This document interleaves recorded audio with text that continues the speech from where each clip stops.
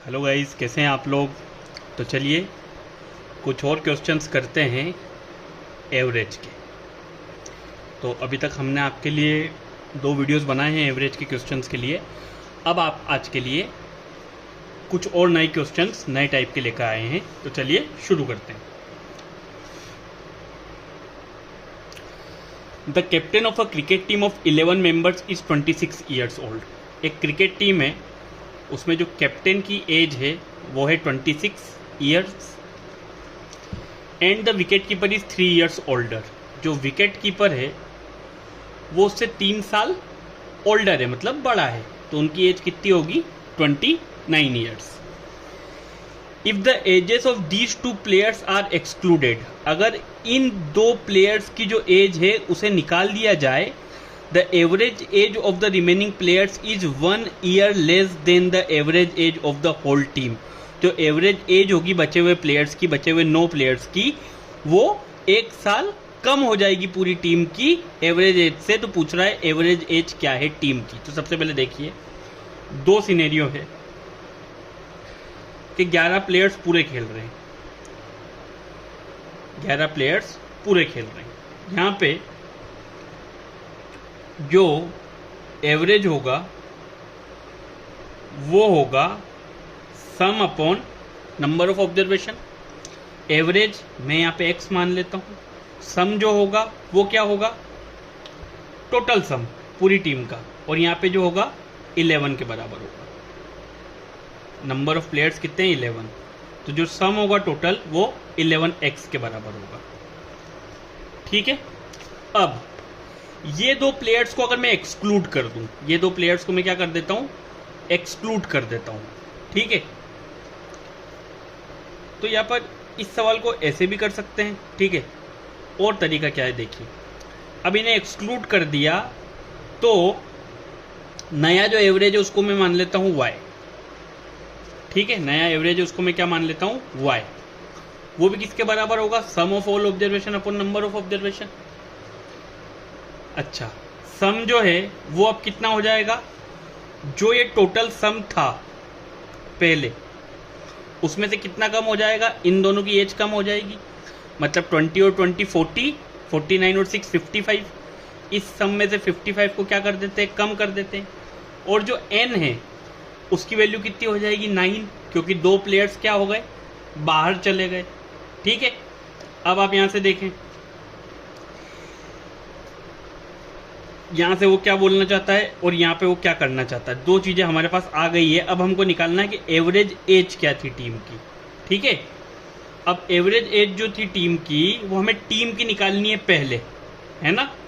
तो वो हमने यहाँ पे x मानी थी, और x की वैल्यू जो थी वो s/11 के बराबर थी। क्लियर है। और यहाँ पे भी मैं अगर ये वैल्यू पुट ना करूँ, 11x को मैं s ही मान लूँ, तो y की वैल्यू कितनी हो जाएगी? s minus 55/9। ये 2 चीजें।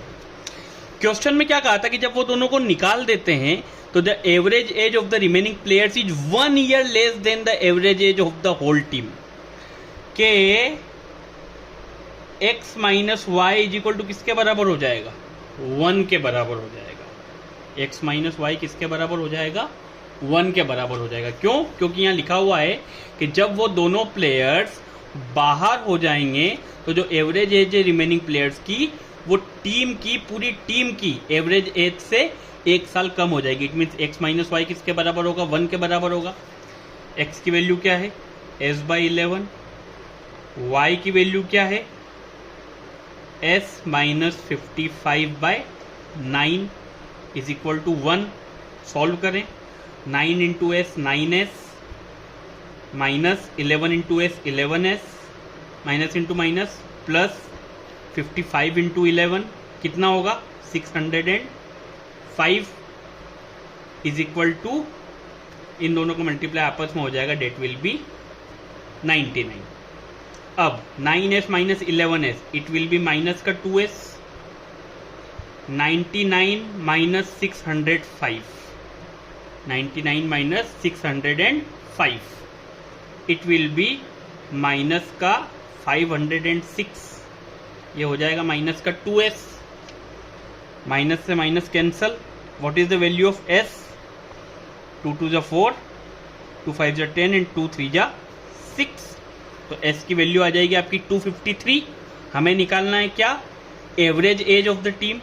तो एवरेज एज मतलब एक्स था जो कि बराबर था एस बाई 11 के। एस की वैल्यू कितनी आ गई? 253। 253 डिवाइड बाई 11 कीजिए, 11 2 जा 22 एंड 11 3 जा 33। तो आपका जो आंसर आ जाएगा वो आ जाएगा 23 ईयर्स। तो ये हो जाएगा आपका आंसर। क्लियर है? तो सवाल को पढ़ना है, सवाल को समझना है। कैलकुलेशन आपका थोड़ा सा इजी होगा अगर आप कैलकुलेशन की प्रैक्टिस अच्छे से करते हैं, जहाँ पे आपको सॉल्व करने में जल्दी जल्दी मल्टीप्लाई, डिवीज़न, इन सब चीज़ों में अगर आपके बेसिक्स क्लियर हैं तो ये क्वेश्चन एक कन्वेंशनल मेथड से भी सॉल्व होने में 1 या सवा मिनट से ज़्यादा नहीं लेगा। तो कई क्वेश्चंस ऐसे भी होते हैं कॉम्पिटिटिव एग्जाम में जो हमारे लिए थोड़ा सा ज़्यादा समय लेते हैं, तो कई ऐसे भी आते हैं जहाँ पे हम डायरेक्ट भी आंसर्स जल्दी से निकाल सकते हैं। ठीक है? तो आई होप कि आप लोगों को ये वाला क्वेश्चन अच्छे से समझ आ गया होगा। चलिए अगले क्वेश्चन पे आते हैं।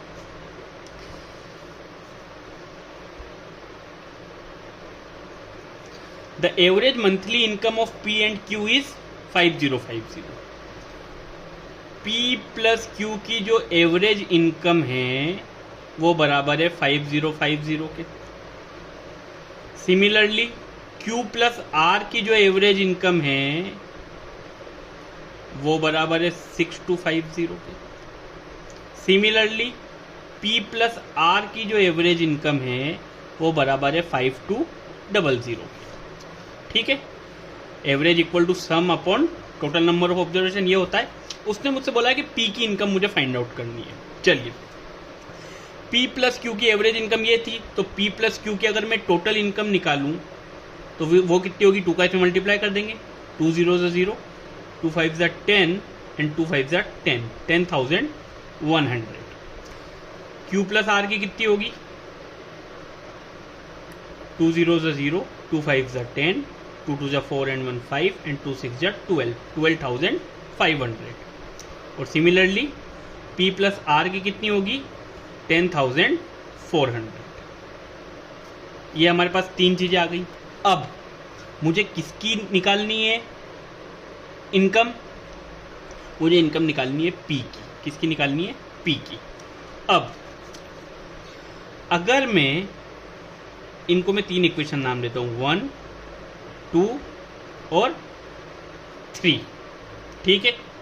चलो, सबसे पहले मुझे अगर पी की इनकम निकालनी है तो अगर मैं इसमें से इसको माइनस कर दूं, किसमें से? इसमें से इसको क्या कर दूं? माइनस कर दूं।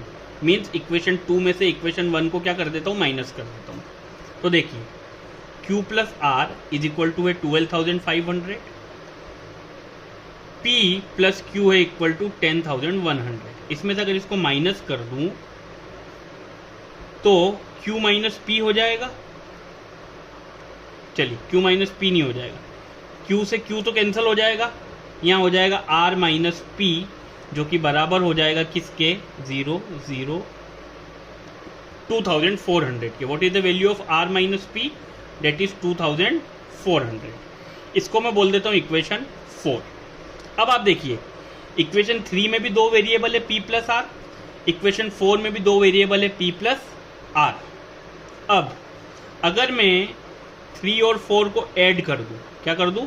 ऐड कर दूं, तो P plus R LHS LHS से ऐड होगा, plus R minus P is equal to 10,400 plus 2,400।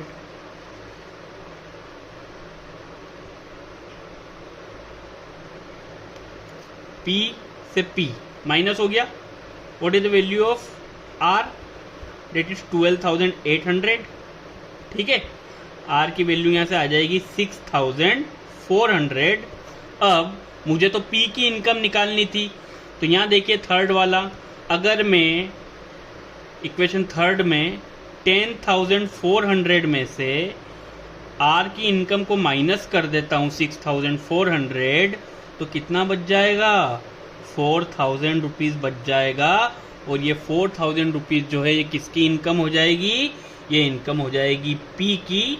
तो ऑप्शन जो इसका जवाब सही होगा वो होगा ऑप्शन नंबर बी, कि जो मंथली इनकम पी की होगी वो होगी 4000 रुपीज़। तो ये क्वेश्चंस जो हम पढ़ते हैं, हमारा लीनियर इक्वेशंस इन 2 वेरिएबल्स 3 वेरिएबल्स, उस टाइप का क्वेश्चन है।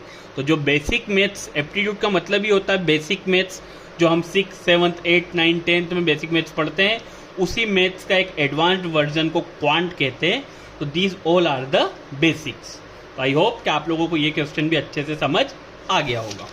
चलिए अगला क्वेश्चन देखिए।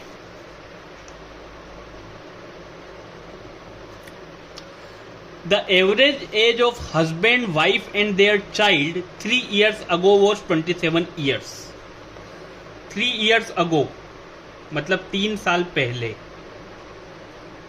3 साल पहले जो एवरेज इनकम थी हस्बैंड की, वाइफ की और चिल्ड्रन की,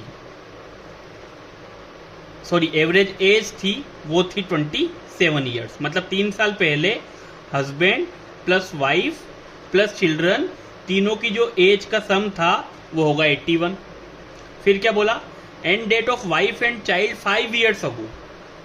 5 ईयर्स अगो 5 साल पहले वाइफ और चिल्ड्रन की जो एज का एवरेज था वो था 20। It means wife plus child जो थे वो 40 साल के थे। ठीक है, यहां पे किसी को कोई दिक्कत? चलिए 5 साल पहले अब मुझसे बोला find the present age of the husband. मुझे हस्बैंड की प्रेजेंट एज निकालनी है अभी वर्तमान में, कि भैया हस्बैंड की जो प्रेजेंट एज है वो कितनी होगी। अब देखिए यहां लगाना कॉमन सेंस। 5 साल पहले वाइफ और चिल्ड्रन की एज का सम था 40 ईयर्स। ठीक है, अब 3 साल पहले मतलब 5 साल पहले से जब वो यहां तक आए होंगे तो इन दोनों की एज में 2-2 साल बड़े होंगे। मतलब टोटल जो यहां से यहां तक पहुंचने में वाइफ और चिल्ड्रन की जो एज है, दोनों की एज में 2 ईयर्स ऐड हुए। मतलब टोटल 4 ईयर्स ऐड हुए। टोटल कितने ऐड होंगे? 4 ईयर्स। मतलब यहां आते आते वाइफ और चिल्ड्रन इन दोनों की जो एज थी वो हो गई 44। वो कितनी हो गई? 44। तो अगर मैं यहां बात करूं 3 ईयर्स अगो, तो husband plus wife plus children की जो एज का सम था वो 81 था। वाइफ प्लस चिल्ड्रन की एज 3 साल पहले 40 में, क्योंकि मैं इस तरफ आ रहा हूं, 2 साल और जुड़ेंगे दोनों में, क्योंकि 2 साल हम आगे की तरफ आए हैं, तो ये हो जाएगा 44। तो यहां से अगर मैं देखूं तो हस्बैंड की जो एज होगी वो होगी 37 ईयर्स। मतलब 3 साल पहले हस्बैंड की एज कितनी होगी? 37 ईयर्स। अब क्वेश्चन में उसने मेरे से क्या पूछा? Find the present age. तो भैया 3 साल पहले अगर 37 थी तो आज की तारीख में 3 साल बाद कितनी होगी? 37 में 3 ईयर्स को ऐड कर देंगे तो आंसर विल बी 40 ईयर्स, जो कि है हमारा ऑप्शन नंबर बी। तो ये जो एज के क्वेश्चंस आते हैं इनमें आप इस टाइप के क्वेश्चंस का ध्यान रखिएगा, जहाँ 5 ईयर्स लेटर, 3 ईयर्स अगो। तो अगो मतलब होता है पहले और लेटर मतलब होता है बाद में। तो हमें इस चीज़ का भी ध्यान रखना है। ऐसे क्वेश्चंस प्री में यूजुअली पूछे ही जाते हैं। ठीक।